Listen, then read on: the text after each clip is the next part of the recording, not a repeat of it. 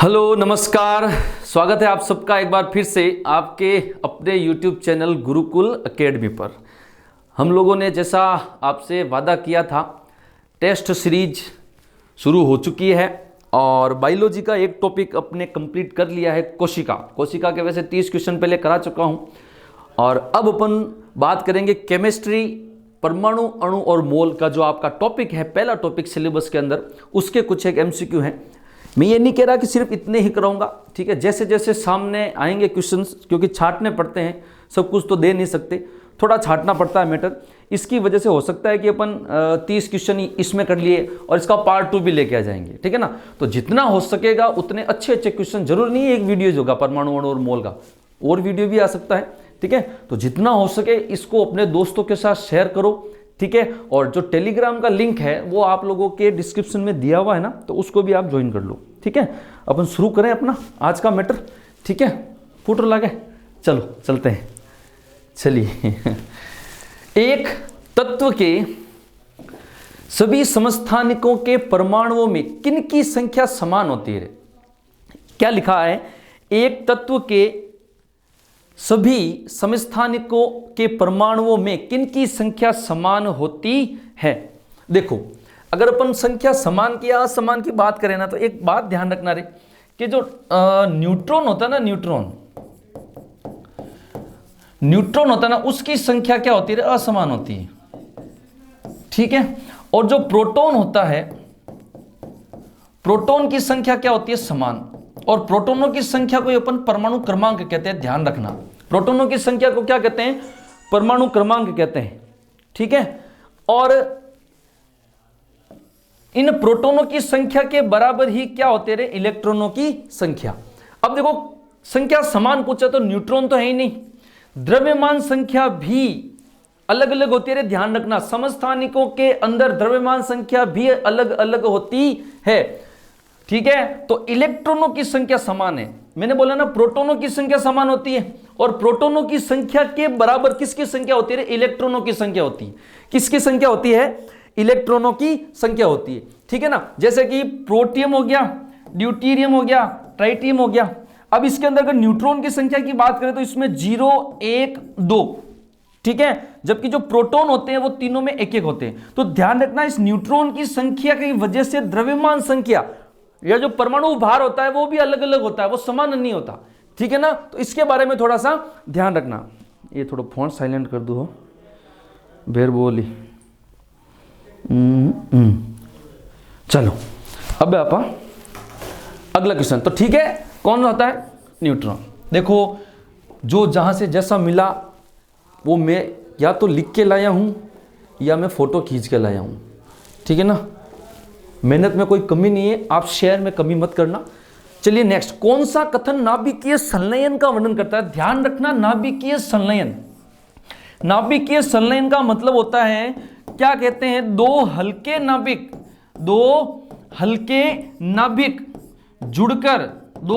नाभिक जुड़कर भारी नाभिक का निर्माण करते हैं। किसका? भारी नाभिक का निर्माण करते हैं, ठीक है। अब देखो रे, हीलियम मिलके हाइड्रोजन बना रहे, नहीं, हाइड्रोजन जिसका परमाणु क्रमांक 1 और हीलियम जिसका परमाणु क्रमांक 2, तो दोनों में से भारी कौन है? हीलियम है। तो भारी नहीं मिलेंगे, कौन मिलेगा? हल्का मिलेगा। तो देखो हल्का कौन है? इसमें यूरेनियम, ये टूट रहे न्यूट्रॉन और एनर्जी में, नहीं। ये देखिए, हाइड्रोजन मिलके हीलियम का निर्माण कर रहे हैं। तो ध्यान रखना, दो हल्के नाभिक मिलकर भारी नाभिक का निर्माण करते हैं। तो इसमें कौन हो गया? हाइड्रोजन, और हाइड्रोजन मिलके हीलियम नाभिक, ये नाभिक है, दो हाइड्रोजन नाभिक मिलकर एक हीलियम नाभिक का निर्माण करते हैं, ठीक है। फिर अगला, निम्न में से एक परमाणु तत्व है, ये तो सिंपल सा है। एक परमाणु का मतलब क्या? अपन हाइड्रोजन को हमेशा ऐसे लिखते हैं, ऑक्सीजन को ऐसे लिखते हैं, सल्फर को ऐसे लिखते हैं, है ना। ऑर्गन को अपन हमेशा अक्रियाशील गैस है ना रे। ऑर्गन क्या है? अक्रियाशील है कि नहीं है, ठीक है। तो इसलिए एक परमाणु तत्व कौन हो गया? ऑर्गन हो गया, ठीक है। अब ये क्वेश्चन भले चेंज करके दे सकते हैं आपको, क्योंकि जो एलिमेंट्स है वो चेंज कर सकते हैं, ठीक है। अब देखो, आयनन एंथैल्पी। आयनन एंथैल्पी होती क्या है? पहले उसके बारे में समझते हैं अपन। देखो, आयनन एंथैल्पी का मतलब ये हो गया कि किसी भी विलगित गैसीय परमाणु से, ये इसका न्यूक्लियस हो गया, प्रोटॉन, न्यूट्रॉन और ये इसका इलेक्ट्रॉन, बाहरी कक्षाओं के अंदर क्या होते हैं, इलेक्ट्रॉन। तो किसी विलगित गैसीय परमाणु से एक इलेक्ट्रॉन निकालने के लिए दी जाने वाली ऊर्जा, इसको यहां से तोड़कर निकालेंगे। अब एक बात बताओ रे, नाभिक पे कैसा आवेश, धनावेश, इलेक्ट्रॉन पे कैसा आवेश, ऋणावेश, तो ये एक दूसरे को आकर्षित करते हैं, इसलिए ये इलेक्ट्रॉन नाभिकीय आकर्षण बल के द्वारा खिंचा हुआ रहता है, बंधा हुआ रहता है। तो इस बंध को तोड़ने के लिए एनर्जी देनी पड़ेगी, उस एनर्जी को अपन क्या कहते हैं, आयनन विभव या आयनन एंथैल्पी। ठीक है, अब देखो मान लिया इसमें एक है, इसमें एक इलेक्ट्रॉन है, इसमें दो इलेक्ट्रॉन है, मैंने इसको निकाला बाहर, तो जो एनर्जी दी वो हो गई प्रथम आयनन एंथैल्पी। अब इसको जैसे ही मैंने यहां से हटाया, इसका आकार क्या हो गया, छोटा। अब एक बात बताओ, जब आकार छोटा हो गया, इसका मतलब, अब जब आकार छोटा हो गया, इसका मतलब अब ये इलेक्ट्रॉन नाभिक से डायरेक्ट कांटेक्ट में है, तो ये नाभिक इस इलेक्ट्रॉन को और ज्यादा आकर्षित करेगा, यानी अब जो बॉन्ड है वो प्रबल है पहले की अपेक्षा। अगर इसको निकालना चाहोगे तो और ज्यादा एनर्जी देनी पड़ेगी, तो वो कौन सी कहलाएगी रे, द्वितीय। कौन सी कहलाएगी, द्वितीय। तो एक क्रम ध्यान रखना, आयनन एंथैल्पी का बढ़ता हुआ क्रम, सबसे कम होती है फर्स्ट, फिर उससे ज्यादा सेकंड और उससे ज्यादा थर्ड। घटता हुआ या बढ़ता हुआ आयनन एंथैल्पी का क्रम आपसे पूछा जा सकता है, ठीक है ना। तो ध्यान रखना, ये आयनन एंथैल्पी का क्रम होता है। सबसे कम आयनन एंथैल्पी जो पहला इलेक्ट्रॉन निकालते हैं उसके लिए होती है, और सबसे ज्यादा जो अंतिम इलेक्ट्रॉन निकाला जाता है उसके लिए होती है, ठीक है। तो अब इसका उत्तर क्या है, देखो, गैसीय अवस्था में किसी तत्व के उदासीन परमाणु से एक इलेक्ट्रॉन पृथक करने के लिए दी जाने वाली ऊर्जा, ठीक है, इसका मान ऋणात्मक या धनात्मक हो सकता है, और यह किलो कैलोरी प्रति मोल में मापी जाती है। यह भी सही है, यह भी सही है। अच्छा, असत्य पूछा है, तो ये एक पॉइंट और ध्यान रखना, आयनन एंथैल्पी का मान, आयनन एंथैल्पी का जो मान है वो मान क्या होगा भाई, सदैव धनात्मक होगा। सदैव क्या होगा, धनात्मक होगा। भाई सीधी सी बात है, इलेक्ट्रॉन निकालने के लिए एनर्जी दे रहे हैं तो नेगेटिव तो हो ही नहीं सकती, सवाल ही नहीं उठता, क्या होगी, पॉजिटिव, ठीक है। तो असत्य क्या होगा, ये वाला। फिर देखिए क्वेश्चन नंबर 5। हाँ रे, देखो सही उत्तर का चयन करो, सिंपल क्वेश्चन है। देखो ये तो ध्यान नहीं होंगे। इलेक्ट्रॉन की खोज किसने करी रे, जे थॉमसन। न्यूट्रॉन की खोज किसने करी, चैडविक। और प्रोटॉन की खोज किसने करी, गोल्डस्टीन। देखो एक का बी, एक का सी, एक का ए, एक का बी, दो का ए, तीन का सी, यही है। एक का बी, दो का ए, तीन का सी, ओके। कौन सा हो गया, तीसरा, ठीक है। Next question, next question, Rutherford का अल्फा प्रकीर्णन प्रयोग के, रदरफोर्ड के जो अल्फा प्रकीर्णन प्रयोग था उसके द्वारा किसकी खोज की गई रे, किसकी खोज की गई रे। रदरफोर्ड का अल्फा प्रकीर्णन प्रयोग सोने की पतली पन्नी पर अल्फा कणों की बौछार करवाई गई थी, ठीक है। तो उस बौछार करवाने के बाद में जो मॉडल दिया उसमें सबसे पहली बात करी कि परमाणु के भीतर, परमाणु का अधिकांश भाग खोखला होता है और परमाणु का समस्त धनावेश उसके नाभिक में, उसके केंद्र में स्थित होता है। उस केंद्र को क्या बोला, नाभिक बोला। तो किसकी खोज करी, परमाणु नाभिक की, ध्यान रखना, ठीक है। तो छठा सवाल था, परमाणु नाभिक की खोज की गई। अगला, आयन के संबंध में सही कथन है रे, इन पर नेट आवेश विद्यमान होता है। आयन क्या होता है, या तो धनायन होगा, ठीक है, या क्या होगा रे, ऋणायन। अब नेट आवेश का मतलब कि कुल चार्ज कितना है, या तो प्लस का 1, प्लस का 2, माइनस का 1, माइनस का 2, तो नेट चार्ज तो होता है। इन्हें ऋणायन, धनायन तथा उदासीन कण भी कहते हैं। बिल्कुल है, जिस पर है पॉजिटिव वो धनायन, नेगेटिव वो ऋणायन, और बाकी क्या होंगे, उदासीन। वैसे उदासीन आयन नहीं होता है, लेकिन फिर भी उदासीन उसको कहते हैं, है ना। ए व बी दोनों सही है, बिल्कुल सही है भाई। ये लो, ये 7वां क्वेश्चन, ठीक है, कोई दिक्कत। अब देखिए 8वां सवाल, पीछे पीछे आ रहे, 8वां सवाल। हाँ भाई, तगड़ो सवाल है। देखो 8वां सवाल कह रहा है कि 16 ग्राम ठोस सल्फर में अणुओं की संख्या कितनी होगी रे। 16 ग्राम ठोस सल्फर में अणुओं की संख्या पूछ रहे हैं। देखो, एक आपको पता है मोल कॉन्सेप्ट होता है ना, वो मोल कॉन्सेप्ट क्या होता है, मोल बराबर भार बटा अणुभार, और इसी को अपन लिख सकते हैं रे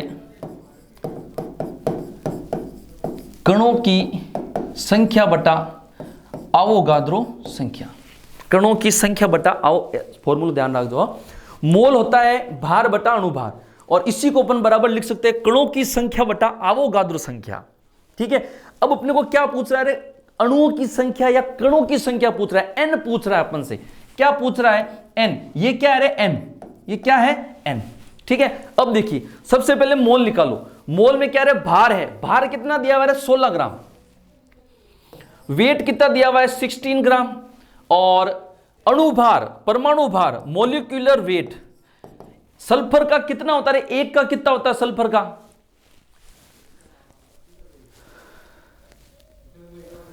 एक का होता है 32। ठीक है, 8 का कितना हो जाएगा, देखो 8 दूनी 16, 16 का 6, फिर आ गया 1, 8 या 24, 24 और 1 25, 256 इसमें ये मोलिकुलर वेट आ गया। मोलिकुलर वेट आने के बाद में अपन क्या करते हैं, मोल निकालते हैं। ठीक है ना, तो ये आ गया भार बटा अणुभार, देखो 16 बटा 256 बराबर ये n, और आवोगाद्रो संख्या होती है 6.023 इंटू 10 टू दी पावर 23 होती है। अब टू एन निकाल सको रे आप, आराम हो निकाल सको, कोई दिक्कत नहीं। इसको कैलकुलेशन करनी है, होड़ और भाग जावे इनमें 16 में 16 256 इतने भाई, हाँ ठीक है। ये एन इधर आ जाएगा, इसका इसमें ऊपर जाके भाग लग जाएगा, और आपका जो आंसर आएगा वो आएगा 3.764 इंटू 10 टू दी पावर 22। 8वें का आपका हो जाएगा ए। कैलकुलेशन कर लीजिए, इतनी मन क्यों क्यों कराऊं, है ना। मेन ध्यान क्या रखना है, फॉर्मूला ध्यान रखना है, मोल। अगर डायरेक्ट मोल पूछे तो भार बटा अणुभार, अगर कणों की संख्या पूछे, कणों की संख्या पूछे तो weight upon molecular weight is equal to N, कणों की संख्या upon Avogadro number. Avogadro number ही ध्यान रख जो रे, ठीक है ओके। कणों की संख्या पूछे तो ये फॉर्मूला ध्यान रखना। आगे चलते हैं, नेक्स्ट क्वेश्चन देखो सीधा आ गया। 22 ग्राम के अंदर कितने मोल होते रे, 22 ग्राम के अंदर मोल पूछा ना आपने को। मोल क्या होता है, weight upon molecular weight. Weight कितना दे रखा है 22 ग्राम, मोलिकुलर वेट कितना है CO2 का, कार्बन का कितना होता है 12, ऑक्सीजन का कितना होता है 16, इंटू क्या करना है 2, ठीक है। होल दो 32, 32 10 42 2 44 बट्टा 44 बराबर 1/2 मोल, यानी 0.5 मोल। परमाणु भार निकालना तो आता है, जैसे CO2 का परमाणु क्रमांक होता है 6, तो इसका डबल हो जाएगा 12 परमाणु भार। ऑक्सीजन का परमाणु क्रमांक होता है 8, इसका डबल हो जाएगा 16। अब ये 2 है तो इंटू 2 कर देंगे, कितना हो जाएगा 32, 32 और 12 44। ठीक है, समझ में आ गई। तो 0.5 मोल कहां है, 0.5 मोल ये रहा 1/2 मोल। ठीक है, समझ में आ गई चीज। चलिए आगे क्वेश्चन नंबर 10। आगे परमाणु की संख्या पूछी रहे, कणों की संख्या या परमाणु की संख्या, वो का वो फॉर्मूला भार बटा अणुभार बराबर कणों की संख्या या परमाणु की संख्या बटा अवोगाद्रो संख्या। देखो वेट कितना दिया हुआ है 18, जल का अणुभार कितना होता है वो भी 18, बराबर में क्या आ गया रे परमाणु की अणुओं की संख्या बटा 6.023 इंटू 10 टू दी पावर 23।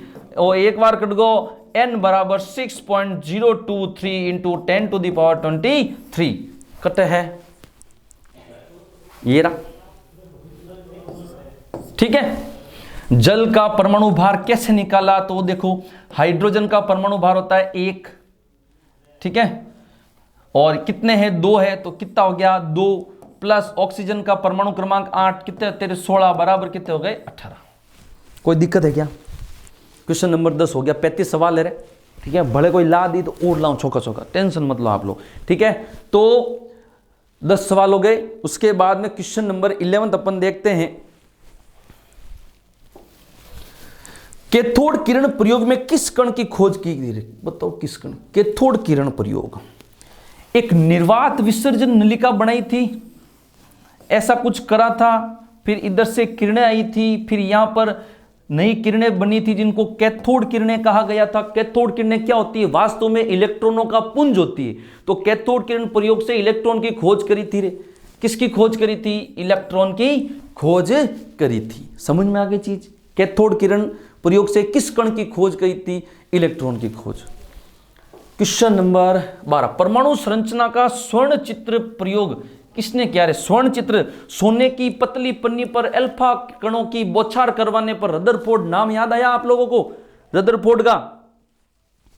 ठीक है, रदरफोर्ड ने बोला था परमाणु का अधिकांश भाग खोखला होता है, समस्त धनावेश केंद्रक में होता है, और यह भी बोला था कि परमाणु विद्युत रूप से उदासीन होता है। मतलब उसने क्या बताया कि प्रोटॉनों की संख्या के बराबर क्या होते हैं? न्यूट्रॉन की संख्या। किसने? रदरफोर्ड ने बताई थी। किसने बताई थी? रदरफोर्ड ने। हो गया। फिर देखो क्वेश्चन नंबर 13, समस्थानिकों के उपयोग के संबंध में सही कथन है। कोबाल्ट 60 कैंसर के उपचार में बिल्कुल। आयोडीन 131, आयोडीन 131 घेंगा या गलगंड रोग में उपयोगी, बिल्कुल सही।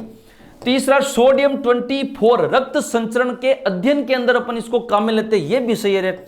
चारों सही है। समझ में आ गई? चारों के चारों सही है। फिर क्वेश्चन नंबर 14, सोडियम सल्फाइड का रासायनिक सूत्र है। सोडियम सल्फाइड, सोडियम सल्फाइड का मतलब है एक तो सोडियम एक सल्फर। सोडियम के ऊपर कैसा आवेश होता है? प्लस का, और सल्फर के ऊपर -2 जैसे ऑक्सीजन पे होता है। ठीक है, क्लास 9वीं की किताब के अंदर आपके साथ दूसरा चैप्टर है जिसके अंदर बताया गया है कि जब अपन रासायनिक सूत्र किसी का लिखते हैं तो इसकी जो संयोजकता या इसका जो आवेश है इधर और इसके आवेश इधर आ जाते हैं। तो ये 2 है इधर आ जाएगा और ये एक इधर आ जाएगा, तो Na2S, Na2S करते हैं और ये। ठीक है, चलो आगे चलते हैं। 17, हाइड्रोजन और ऑक्सीजन 1:8 द्रव्यमान के अनुपात में संयोग करते हैं। मतलब हमेशा इसी अनुपात में करते हैं। बिल्कुल सही बात है, बिल्कुल करते हैं। ठीक है, H2O बनाते हैं। कैसे बनाते हैं? देखो H2O हाइड्रोजन का कितना रे? 2 ग्राम। ऑक्सीजन का कितना है रे? 16 ग्राम। काटा पीटी करो रे, 1:8। मतलब ये हो गया रे, अगर पानी बनेगा तो हाइड्रोजन और ऑक्सीजन का अनुपात हमेशा क्या होगा रे? 1:8। यानी अगर 1 ग्राम हाइड्रोजन होगा तो 8 ग्राम क्या होगा? ऑक्सीजन। सवाल को ध्यान से देखना, अगर 3 ग्राम हाइड्रोजन के साथ पूर्ण रूप से संयोग करने के लिए कितने ग्राम ऑक्सीजन की जरूरत पड़ेगी? यह कह रहा है कि 1 ग्राम के साथ कितना ग्राम ऑक्सीजन लगेगा? 8। अब यह कह रहा है कि मैं 3 ग्राम ले तो ऑक्सीजन कितना लगेगा? अब अगर 1 के साथ 8 लग रहा है तो 3 के साथ कितना लगेगा? 8 या 24 लगेगा, नहीं लगेगा? तो टोटल कितनी ऑक्सीजन आएगी रे? मतलब जनरल नॉलेज के क्वेश्चन है। आपको लगता है अंकिक है, लेकिन नहीं, 24 ग्राम ऑक्सीजन आएगी। भाई सीधी सी बात है, ये कह रहा है बिल्कुल 1:8, यानी 1 ग्राम हाइड्रोजन 8 ग्राम ऑक्सीजन, ये होगा, हमेशा होगा। अब ये कह रहे हैं 1 की जगह मैं अगर 3 लूं तो ऑक्सीजन कितनी होगी? तो वो भी 3 गुनी हो जाएगी, 8 या 24। ठीक है, क्वेश्चन नंबर 16, रासायनिक संयोजन के नियम किसने दिए रे? नॉर्मल क्वेश्चन है, याद रखना पड़ेगा। लेवोसियर और प्राउस्ट दोनों ने दिए। लेवोसियर और प्राउस्ट दोनों, रासायनिक संयोग के नियम लेवोसियर और प्राउस्ट दोनों ने दिए। ज्यादा डिटेल में नहीं जाएंगे। चलिए, निम्न में से किसमें परमाणु सर्वाधिक है? एक बात बताओ, जिसका परमाणु क्रमांक सर्वाधिक उसके परमाणु सर्वाधिक। किस तत्व में पूछ रहा है? किस तत्व में परमाणु सर्वाधिक है? तो जिसका परमाणु क्रमांक ज्यादा उसका क्या होगा रे? परमाणु ज्यादा। अब इसमें परमाणु क्रमांक ज्यादा किसके? ऑक्सीजन का 8 है, नाइट्रोजन का 7 है, 16 है, 17 है, ये रहा। ठीक है, तो कौन है? ये हो गया। तत्व के गुण किसके द्वारा निर्धारित किए जाते हैं? ये इंपॉर्टेंट सवाल है, ध्यान रख लेना, क्योंकि कंफ्यूज हो जाते हैं। हमेशा ध्यान रख लेना कि किसी भी तत्व के जो गुण हैं वो किससे निर्धारित किए जाते हैं? परमाणु क्रमांक से निर्धारित किए जाते हैं। परमाणु क्रमांक का मतलब है प्रोटॉनों की संख्या, और जितने प्रोटॉन होंगे उतने क्या होंगे? इलेक्ट्रॉन होते हैं। ठीक है, न्यूट्रॉन्स की संख्या अलग होती है। ठीक है, किसमें? समस्थानिकों में, यहां पे नहीं हो। ध्यान रखना, तो तत्व के गुण किसके द्वारा निर्धारित किए जाते हैं? तो परमाणु क्रमांक के द्वारा। समझ में आ गई चीज? ठीक है। उसके बाद देखो, यूरेनियम का कौन सा समस्थानिक विखंडन अभिक्रिया के प्रयोग में किया जाता है? विखंडन, नाभिकीय विखंडन, जो श्रृंखला अभिक्रिया होती है, उस श्रृंखला अभिक्रिया के अंदर यूरेनियम 235 कौन सा काम में आता है? यूरेनियम 235 ये श्रृंखला अभिक्रिया के अंदर काम में आता है। किसके अंदर? श्रृंखला अभिक्रिया के अंदर। किसके अंदर आता है? श्रृंखला अभिक्रिया के अंदर। नाभिकीय विखंडन की जो श्रृंखला अभिक्रिया होती है उसमें काम कौन आता है? यूरेनियम 235। ठीक है, ओके। फिर है क्वेश्चन नंबर 20। निम्नलिखित में से कौन सा यौगिक का सबसे छोटा भाग है जिसमें यौगिक के समस्त गुण पाए जाते हैं? यौगिक का सबसे छोटा भाग है जिसमें यौगिक के समस्त गुण पाए जाते हैं। ठीक है, कौन है रे? मिश्रण, अणु, तत्व या परमाणु? ठीक है, तो ध्यान रखना, यौगिक का सबसे छोटा भाग कौन है? अणु। कौन है? अणु। अणु से क्या बनता है? पदार्थ या तत्व। तत्व से क्या बनते हैं? यौगिक। तो अणु के अंदर किसी एक यौगिक के समस्त गुण विद्यमान होते हैं। अणु के अंदर किसी एक यौगिक के समस्त गुण विद्यमान होते हैं। समझ में आ गई चीज? ठीक है, तो उत्तर क्या हो गया इसका? अणु। क्या हो गया? अणु। अब अगला सवाल। ठीक है, हाँ, अब प्रिंटेड आएगा रे, इतनी देर हाथ से लिखे हुए थे। ऐसा है रे कि जो जहाँ से अच्छा सवाल लगा, अगर मान लो कोई किताब के अंदर है, खूब सारी किताबें आती हैं, तो वहाँ से उठा लिया। मान लो किताब में नहीं है और कहीं एनसीईआरटी की बुक्स के अंदर है, तो वहाँ से लिखना पड़ता है सवाल बना के, तो वो वहाँ से उठा लिया। ठीक है ना, आपको सवाल मिल रहे हैं, उनको अच्छे से देखते जाइए, कोई दिक्कत नहीं है। ठीक है, बच गई रहे। ठीक है, ओके। छोटे से छोटे कण जो रासायनिक क्रिया में भाग लेता है वह कौन सा है रे? सवाल कौन सा है रे? 21। छोटे से छोटा कण जो रासायनिक क्रिया में भाग लेता है कौन है रे? आप लोगों को पता ही है, रासायनिक क्रिया में छोटे से छोटा कण भाग कौन लेता है? परमाणु। ध्यान रखना, छोटे से छोटा कण। परमाणु क्या है? सबसे छोटा कण, सूक्ष्म कण जो अविभाज्य है रे, लेकिन बाद में इसके भी छोटे छोटे उप विभाजन किए गए, प्रोटॉन, न्यूट्रॉन, इलेक्ट्रॉन, प्रोटॉन वगैरह। ठीक है ना, ये हो गया 21। Question number 22। अच्छा सवाल है भाई, याद ही होगा आप लोगों को। एक इलेक्ट्रॉन पर आवेश होता है, कितना होता है? एक बात बताओ, इलेक्ट्रॉन कैसा कण है? ऋणावेशित है, धनावेशित? क्या है? ऋणावेशित। इसका मतलब उस पर चार्ज भी कैसा होगा? निगेटिव ही होगा ना। तो देखो, नेगेटिव, पॉजिटिव वालों को काट दो एल से। ठीक है, अब एक तो ये बचा रहे, एक ये बचा। उत्तर कौन सा है? तो -16 नहीं होती रे, -19 होती थी। -1.6 × 10⁻19 कूलाम ये इलेक्ट्रॉन पे चार्ज होता है। ध्यान रखना, समझ में आ गया? -19 कूलाम, समझ में आ गया चीज? ठीक है, उसके बाद अपन आगे चलते हैं। ये हो गया रे 23। देखो कहीं है, मोटो कर दो। न्यूट्रॉन तथा इलेक्ट्रॉन न्यूक्लियस में होते हैं? नहीं, बिल्कुल नहीं होते। किसने कहा? ये न्यूक्लियस, इसमें होते हैं प्रोटॉन और न्यूट्रॉन, इलेक्ट्रॉन बाहर होता है। छोड़ो, फोटो पहली। इलेक्ट्रॉन तथा प्रोटॉन न्यूक्लियस में होते हैं। प्रोटॉन तथा न्यूट्रॉन न्यूक्लियस में होते हैं। ठीक है, अब इसको पूरा पढ़ते हैं। तथा इलेक्ट्रॉन न्यूक्लियस के इर्द गिर्द चक्कर लगाते हैं। बिल्कुल लगाते हैं, ये रहा। ठीक है, समझ में आ गया? ठीक है, तो ये इसका उत्तर हो गया। अब देखो क्वेश्चन नंबर नेक्स्ट कौन सा है? 24।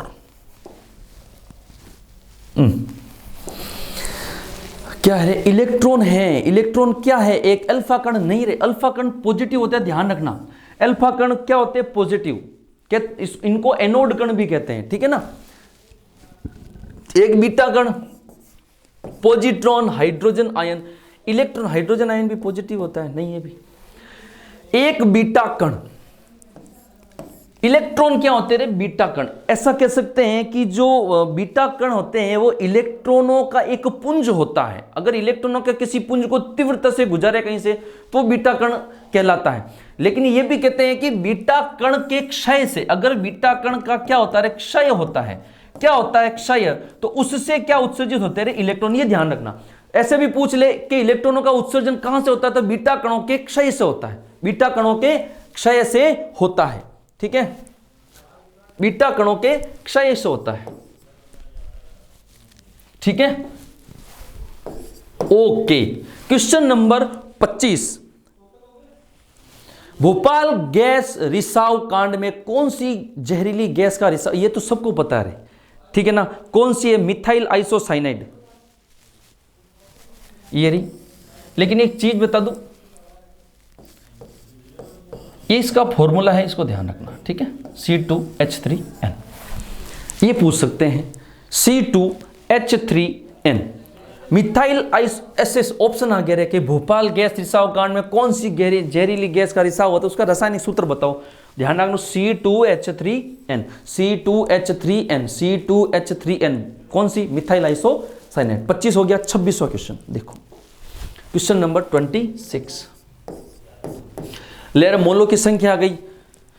मोलों की संख्या क्या होती है रे? भार बट्टा अणु भार। भार कितना दे रखा है भाई? 52 ग्राम। अणु भार, हीलियम है ना रे, हीलियम का परमाणु क्रमांक कितना होता है? 2, तो परमाणु भार कितना हो गया? 4। भाग कितना देना रे? 4।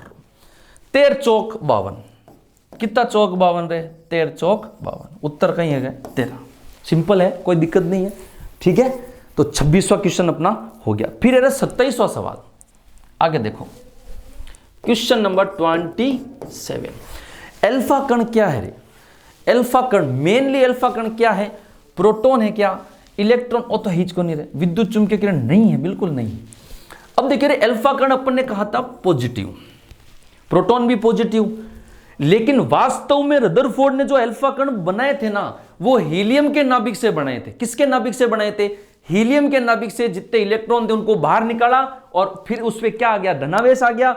उस कण को रदरफोर्ड ने स्पेशली क्या बोला? अल्फा कण बोला। ये ध्यान रखना, ठीक है। उसके बाद 28, ठीक है। यह सवाल कह रहा है कि निम्नलिखित में से किसके उत्सर्जन से परमाणु क्रमांक और द्रव्यमान संख्या दोनों अपरिवर्तित रहते हैं? देखो, बीटा कण क्या रहे? इलेक्ट्रॉन है। अगर इलेक्ट्रॉन इधर उधर होगा फर्क पड़ेगा। न्यूट्रॉन न्यूक्लियस के अंदर होता है, द्रव्यमान संख्या पे फर्क पड़ेगा।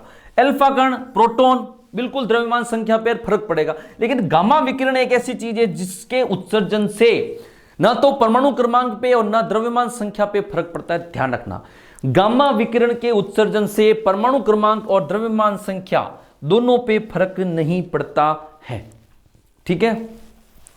वैसे द्रव्यमान संख्या क्या होती है? प्रोटॉन और न्यूट्रॉनों की संख्याओं का योग ही द्रव्यमान संख्या होती है। अगर आपको न्यूट्रॉन की संख्या कहीं पे पूछ ले तो परमाणु भार माइनस प्रोटॉनों की संख्या, ये ध्यान रखना। प्रोटॉन की संख्या क्या होती है? परमाणु क्रमांक के बराबर होती है, ठीक है। 28 हो गया। 29 देखो, रेडियोधर्मी पदार्थ क्या उत्सर्जित नहीं करते रे? रेडियोधर्मी पदार्थ क्या उत्सर्जित नहीं करते हैं?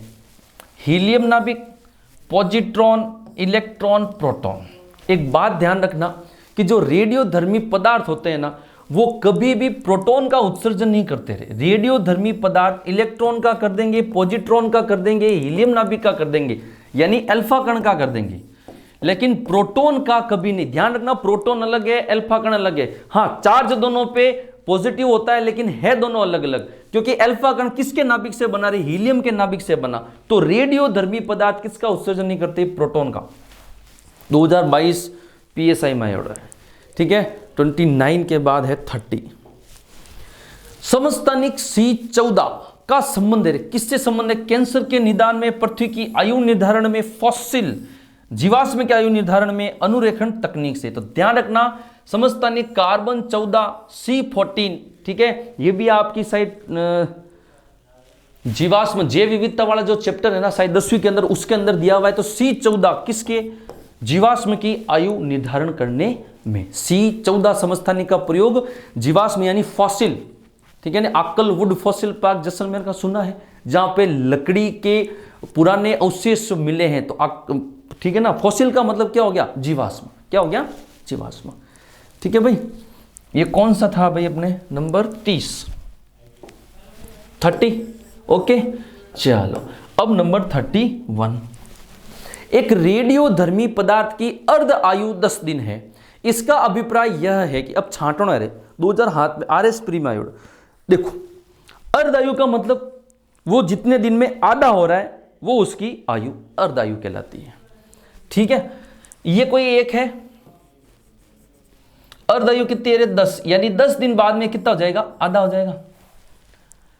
अब ये और आधा अगर होगा, ठीक है, तो इसको 10 दिन और लगेंगे, यानी एक तो ये एक आधा ये, ठीक है, तो आधा आधा कितना हो गया 3/4, पीछे कितना बचा 1/4। समझ में आ गया, ये इस प्रकार से चलेगा, जो शेष बचा है उसकी अर्ध आयु अब, ठीक है ना। पदार्थ का पूर्ण विघटन 20 दिनों में हो जाएगा, नहीं होगा, ए 10 20 दिन में कितना खत्म होगा, 3/4 ही खत्म होगा, 1/4 बचा रहेगा। पदार्थ का पूर्ण विघटन 40 दिनों में हो जाएगा, नहीं, पदार्थ के 3/4 भाग का विघटन 20 दिनों में हो जाएगा। ये लो अभी अपन ने बताया 3/4 का कितना है 10 × 10 20। बात को समझने की कोशिश करना, जितना दिया हुआ है, मान लो 10 ग्राम है, 10 ग्राम का आधा 10 दिन में, फिर आधा बचा, फिर 5 ग्राम का आधा, यानी एक आधा तो हो गया, फिर 1/3 पार्ट और, तो 3/4 तो हो गया, पीछे कितना बचेगा रे, आधे। भाई सीधी सी बात है, 1 2 3 4, ये 4 हिस्सा है, ये मिलके क्या बनाते हैं, एक पूरा बनाते हैं। ठीक है, अब पहले 10 दिन के अंदर 1 2 3 4, पहले 10 दिन के अंदर ये खत्म हो गया, अब ये बचा। भाई पहले 10 दिन के अंदर आधी आयु गई, अब ये बचा, अब अगले 10 दिन में इसका आधा क्या है, यही तो है ना, तो कितने चौथाई हो गया 3/4 और 1/4 पीछे बच गया। समझ में आई चीज, इसलिए ठीक है, तो ध्यान रखना 3/4 भाग का विघटन 20 दिनों में हो जाए। भाई इसको चेंज कर सकते, तो आपको मैंने लॉजिक बता दिया कैसे करना है। ठीक है, सवाल को अगर चेंज करे तो ठीक है ना। क्वेश्चन नंबर 31, ठीक है, ओके। इसके बाद में अपन चलते हैं 32 पे। क्वेश्चन नंबर 32 क्या कहता है रे, क्वेश्चन नंबर 32 कहता है निम्नलिखित में से कौन सा रेडियो एक्टिव समस्थानिक पुराने पदार्थों की आयु, अभी आया ना फॉसिल, कौन, कार्बन 14, फॉसिल जीवाश्म की आयु कौन ज्ञात करता है, कौन सा समस्थानिक, कार्बन 14, 32। फिर 33, ऐसे दो तत्व जिसमें इलेक्ट्रॉनों की संख्या भिन्न भिन्न लेकिन जिनकी द्रव्यमान संख्या समान हो। अब देखो, जिनका परमाणु क्रमांक समान, ठीक है ना, परमाणु क्रमांक जिनका समान, जैसे कि अपन ने अभी समस्थानिक पढ़े थे, वो तो थे समस्थानिक। अभी ये कह रहा है कि जिनकी द्रव्यमान संख्या समान है, परमाणु भार समान है, जिनका परमाणु भार समान है, वहां था क्या परमाणु क्रमांक, तो समस्थानिक, यहां परमाणु भार, तो कौन हो गया समभारी। ठीक है, ये ध्यान रखना कि जिनका परमाणु क्रमांक अगर समान है तो वो तो समस्थानिक है, लेकिन अगर जिनका परमाणु भार समान है वो क्या है, समभारिक। समझ में आ गई, ये है समभारिक। इसके एग्जाम्पल खूब सारे हैं, जैसे आर्गन का ले लो, ठीक है ना, 18 19 20, और इन तीनों का जो भार होता है वो 40 40 होता है। आर्गन 18, आर्गन 18 19 20 40 40 40, ज़्यादा लफड़े में नहीं पढ़ना, बता रहा हूँ मैं, ठीक है ना। 33 के बाद में हो गया 34, 34। अब ये कह रहा है सम न्यूट्रॉनिक, जहां न्यूट्रॉन की संख्या समान, किसकी रे, जहां न्यूट्रॉन की संख्या समान। न्यूट्रॉन की संख्या कैसे निकालते हैं, न्यूट्रॉन की संख्या बराबर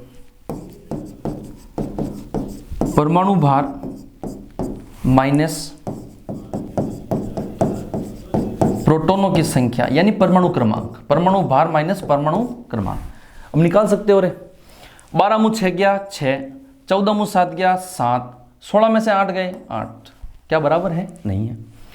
6 7 10, 6 15 मुँह 7 गया, कितना बचे रे, हाथ ना 14, ये बच गए 8। 8 और 7 15 ही रहे।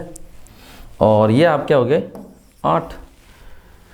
फिर 14 में से 6 गए, कितने बचे भाई 8।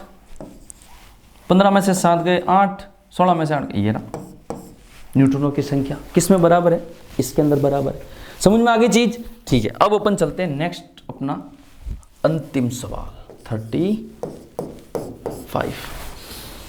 हाँ भाई, किसी तत्व का परमाणु क्रमांक और द्रव्यमान संख्या, परमाणु क्रमांक 98, द्रव्यमान संख्या 251।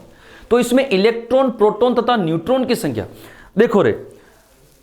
द्रव्यमान, परमाणु क्रमांक, परमाणु क्रमांक का मतलब किसकी संख्या, प्रोटॉनों की संख्या, किसकी, प्रोटॉनों की संख्या। और रदरफोर्ड साहब ने क्या बोला रे, प्रोटॉनों की संख्या बराबर किसकी संख्या, इलेक्ट्रॉनों की संख्या। किसकी संख्या, इलेक्ट्रॉनों की। तो प्रोटॉन और इलेक्ट्रॉन कितना कितना रहे 98। तो पूछा क्या है, इलेक्ट्रॉन प्रोटॉन, तो 98 98 98 98 98, ये गलत, एक तो हो गया, छोड़ो।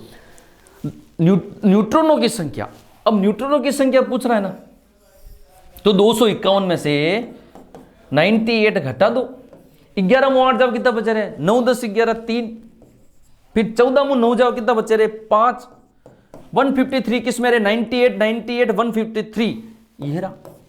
समझ में आ गई चीज? ये थारे आज के आपके जो एक टॉपिक था अणु, परमाणु और मोल, इसके किसके क्वेश्चन कर लिए अपन ने 35।